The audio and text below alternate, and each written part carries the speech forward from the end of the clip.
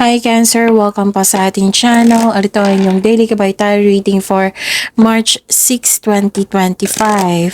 Please be reminded kung naka-resonate kayo, comment down. Kung hindi kayo naka-resonate, ibigay niyo po sa iba kasi channel reading po ito. This is for you, Cancer, ngayong March 6, 2025.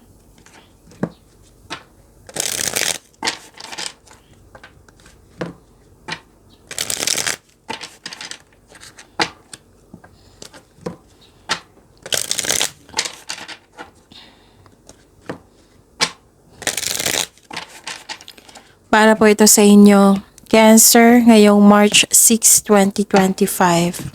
Maraming salamat po sa inyong patuloy na suporta at maraming salamat din po sa mga hindi nag-skip ng ads. Gamitin ang reading na ito bilang gabay lamang sa mga hindi pa nag-subscribe. Subscribe na po kayo at click bell notification para malaman nyo na may bago tayong video.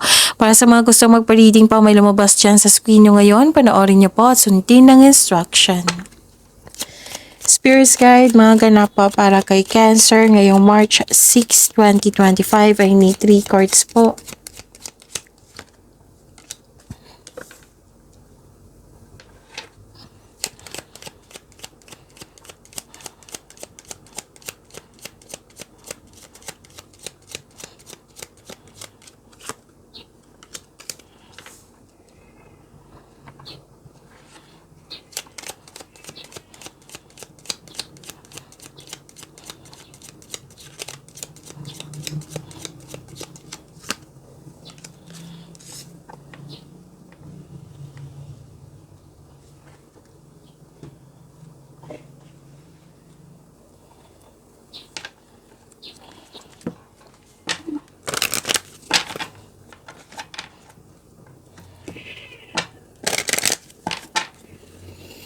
Spirits Guide, mga mensahe po para kay Cancer ngayong March 6, 2025. I need 2 cards po.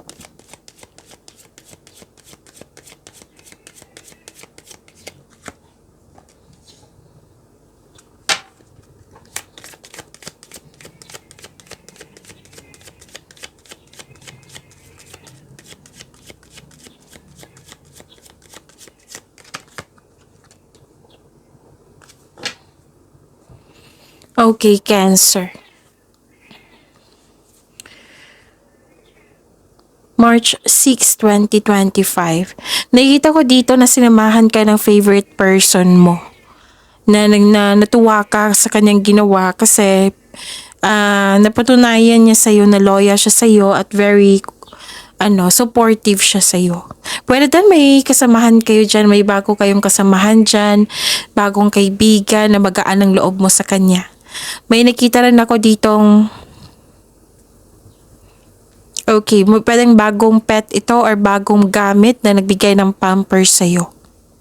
Nakikita ko rin dito na ang ilan sa inyo na hired as katiwala. May nag-uusap dito na magkakapatid.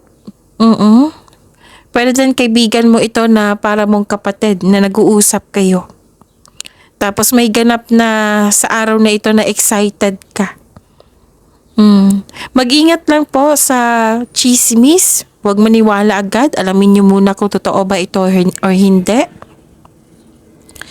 Nakikita ko dito na may dumating sa inyo na opportunities na kailangan yung pumili. Kailangan yung magkaroon ng best decision, best choices. Kaya galingan nyo sa pagpili. Galingan nyo sa paggawa ng plano. Okay?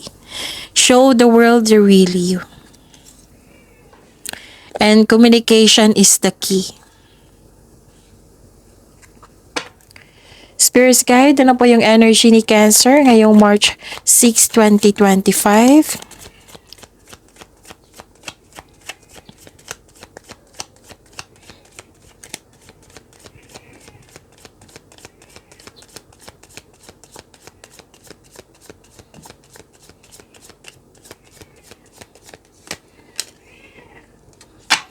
The clarification of this card po.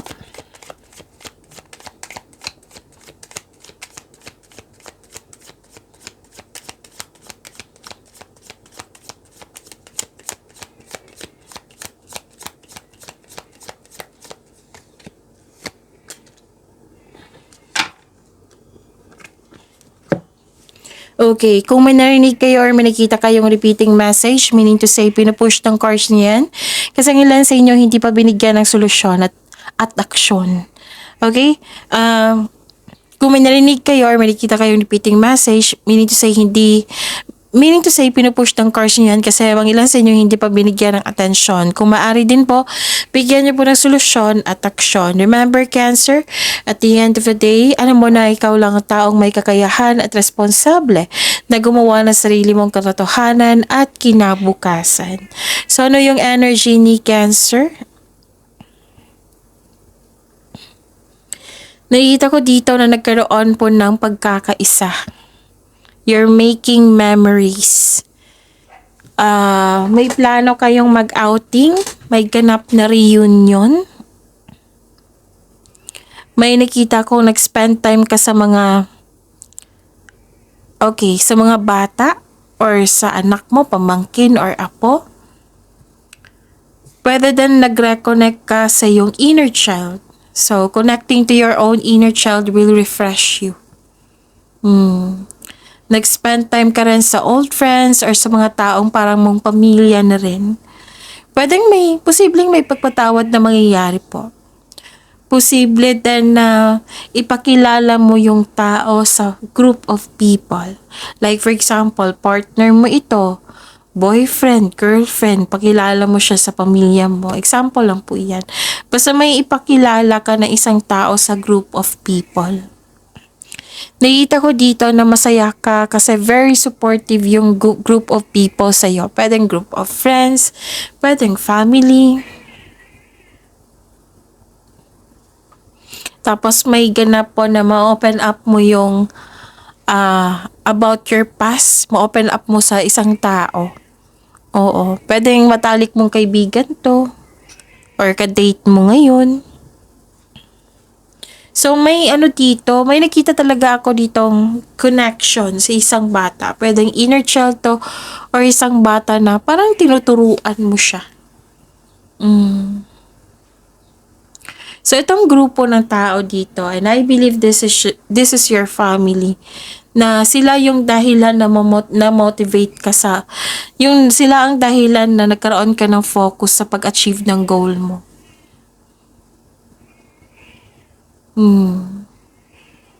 Okay. So, this is pagkakaisa. You're making memories. Nakikita ko dito na nagkaroon po ng waiting, sacrifice, hesitation, suspension. May parating na pagsasakripisyo or pagsusuko. So, bagamat ihanda ang sarili kung karapat-dapat ba itong desisyon mo. Pag-isipan ng mabuti. Nag-iisip ka dito pero hindi gumagalaw. Nagkaroon ng pag-aantay or delay. So, this card asks you to try to invest your time wisely while you wait. So, kailangan ng mahabang pasensya nito. Tapos, pag-intindi din. Pag-unawa. So, look at the world from a different perspective. Ang ilan sa inyo dito nag-decide na, like for example, magfo-focus ka sa iyong career and money. Ayaw mo pa ng buhay pag-ibig. Ayaw mo pang magkaroon ng relasyon kasi gusto mo mag-focus. Basta may decision dito na decision or i-sacrifice mo. Ang ilan nga sa inyo dito, nag-iisip kung worth it ba magstay. Kasi ilang years na walang growth and expansion, walang pag-level up, nag-iisip ka niyan. Parang may hinihintay ka rin dito na kontrata or an opportunity na kailangan mong maghintay kasi may delay eh. May frustration, naiinip ka. Pero sabi po ng card dito na maghintay. So, this is the clarification of your card here sa Oracle Cards. Na lumabas siya dito na pag-iingat sa paggawa ng plano, pag-iingat sa pagpili. Diba, gagawa kayo ng best decision, best plan, best choices. Mag-iingat pa rin. Pinupush ng cards nyo. Kailangan mo nang magkaroon ng time for reflection. So, take time to reflect and surrender to the present moment as fully as you can. Spirit's Guide, career and money po ni Cancer. Ngayong March 6, 2025.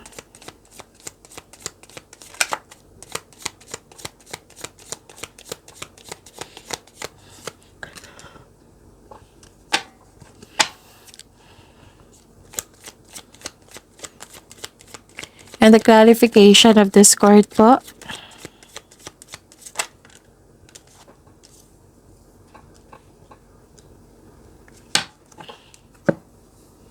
Okay.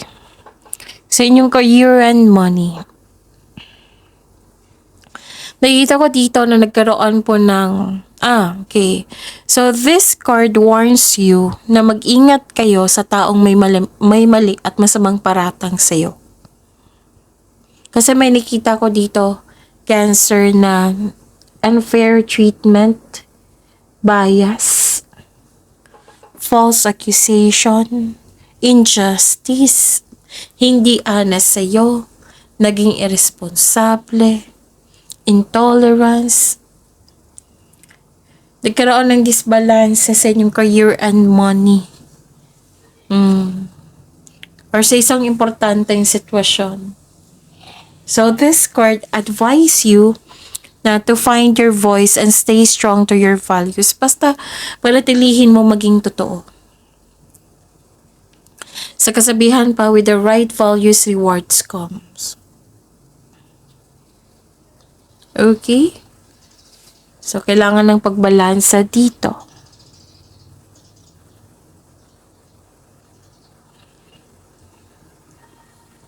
Okay.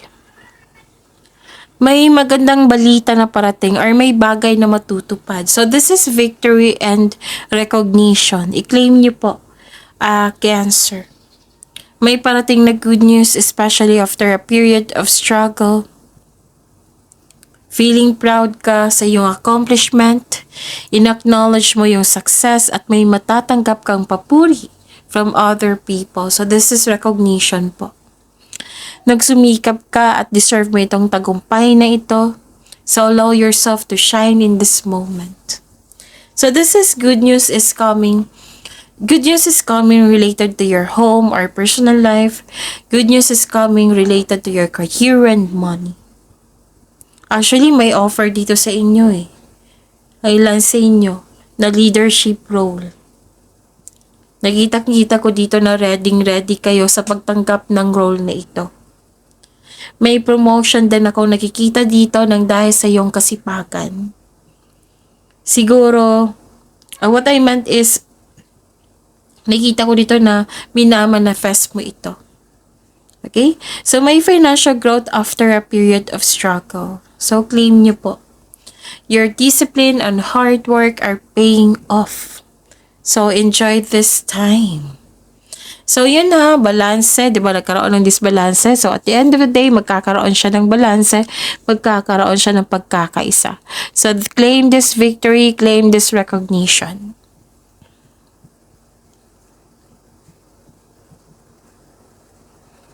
Okay?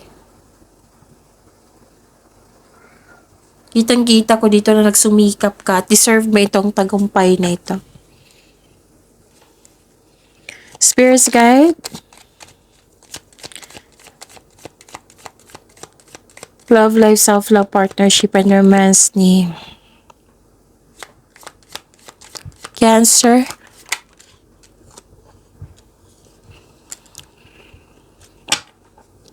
The clarification of this card po para kay Cancer.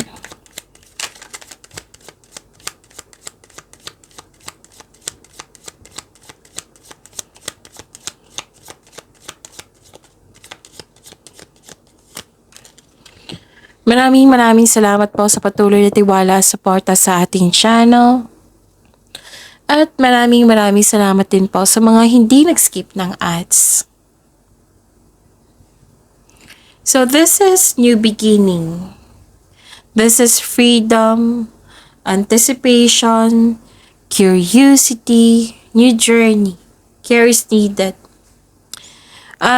Para sa mga single, you should take a chance on love. Huwag kayong matakot ma-in love ulit. Para sa mga relasyon sa buhay mag-asawa, mukhang may tampuhan kayo the other day. So the advice is leave the past behind. It's never too late to begin again. So mag-usap at magpatawad. So this is also a leap of faith. Hindi ka takot sa mga obstacles. You know you are on the right path. Kumbaga, bahala na si Batman, basta go ako. So the advice is, mag-ingat sa padalos-dalos na pagpasya. Kailangan magkaroon ng konkretong plano and listen to your intuition also. So spread your wings and fly. Magkakaroon ng personal and spiritual evolution. And please know, Cancer, that you are divinely guided. So, may sabi din dito na kailangan mong pakawalan yung nangyari sa nakaraan and tanggapin itong pagbabago na ito. I-acknowledge mo ang mga lessons na na-encounter mo sa nakaraan kasi it will lead you to have a new opportunities. Okay? So, ang ganda, this is personal and spiritual evolution. Ano pa? Nakita ko dito na nagkaroon po ng, kanina pa to granted yung manifestation mo. So, claim nyo ha, 2 card na po nagsabi nito na granted yung manifestation mo. Nagkaroon ng solid beginning, which is the clarification of this card. May pagbabago, solid beginning. Actually, may good news dito. May good news kayong matatanggap. At mas nangibabaw yung energy sa mga bagong nagsimula dito. Like, bagong pasok sa buhay pag-ibig ka. Kasagot mo lang, yung kakapasok lang sa relasyon.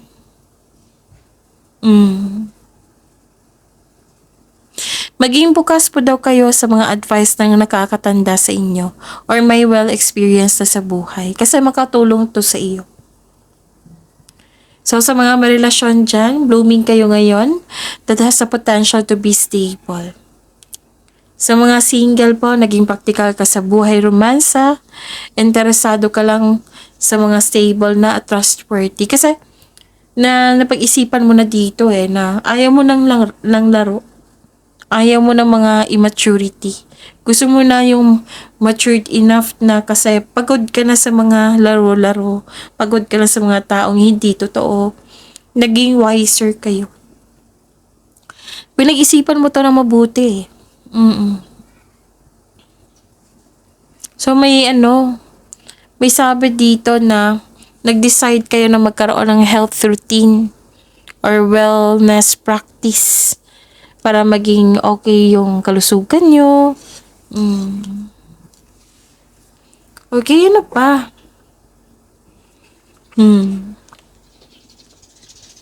Para sa mga may relasyon, okay. Ang ilan sa inyo, sa mga may relasyon ha, yung partner nyo, gusto nyo na magtayo ng sariling pamilya. Gusto nang magsimula na kayo, magbukod. Sa mga single, naging hard worker ka dahil gusto mo na maging secure yung future mo. Sa buhay mag-asawa, pwede din nag-decide kayong magbukod. May desisyon dito Yung may hard work at productivity kasi gusto nyo ma-secure yung future nyo. At nakita ko dito na nagkaroon po ng sabi ko na nga ba may kakapasok lang talaga sa relasyon dito or nagkaayos. Sa mga single dito, this is good news for you kasi the divine is offering you a new love. Yes, may parating na bagong pag-ibig which can arrive in many forms such as self-love, new relationship, new connection sa isang tao na magbibigay sa iyo ng love, peace, and happiness sa inyong buhay. So this is a gift from universe. Nakatadhana na to sa iyo. Sa mga relasyon sa buhay mag-asawa, very supportive kayo at mahal na mahal yung isa't isa. Masaya kayo ngayon at dahil masaya kayo, nagkaroon ng positive emotions flow. Pwede din may buntis po or the arrival of the new baby. Okay? So, pag-imanin niyo po yung blessings sa binigay sa inyo. Cancer, see you tomorrow. Please like, subscribe, and click pa button for notification para updated po kayo sa daily tarot reading natin. Maraming salamat po.